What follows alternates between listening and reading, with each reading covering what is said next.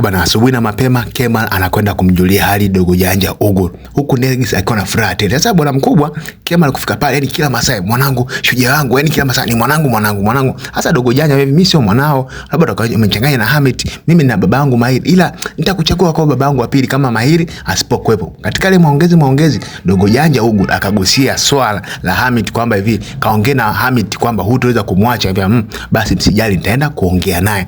Mwisho wa siku bwana mkubwa Kema akaondoka. Kwa upande wa pili nako Mahiri alikuwa anapewa zawadi ya gari na baba yake mzazi, lakini Mahiri akajaribu kuikwepa ile zawadi ya gari. Mwisho wa siku ikabidi aikubali. Heli na katokea ambaye, jamani, si mnaelekea kazini? Ambia ndio, na mimi naomba tuelekee huko kwa sababu na kikao na Rakim. Mzee Haruni akapanda kwenye gari. Bidada Heli akamwambia, kaka, uhusiano wangu mimi na Kema bado hujakaa sawa, lakini nakuomba usimwambie chochote baba. Gusa akate na mwandalia dogo janja Ugur keki. Anapigiwa simu na Feki tukwambia hivi, nitengenezee koti langu nataka kulivaa leo. Hasa bwana mkubwa Kema akaingia pale katikati ya jiko. Kuingia katikati ya jiko kataka chai.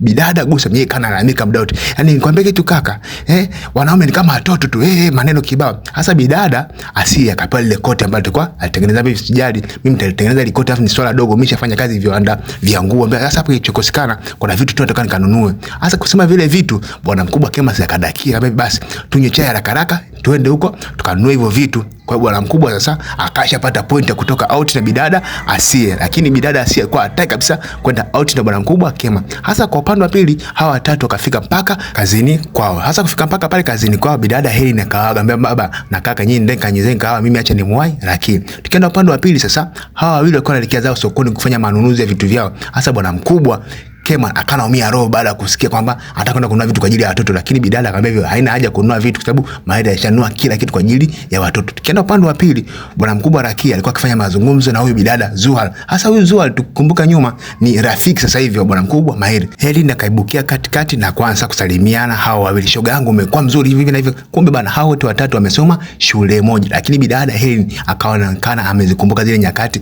za hawa wenzake wawili.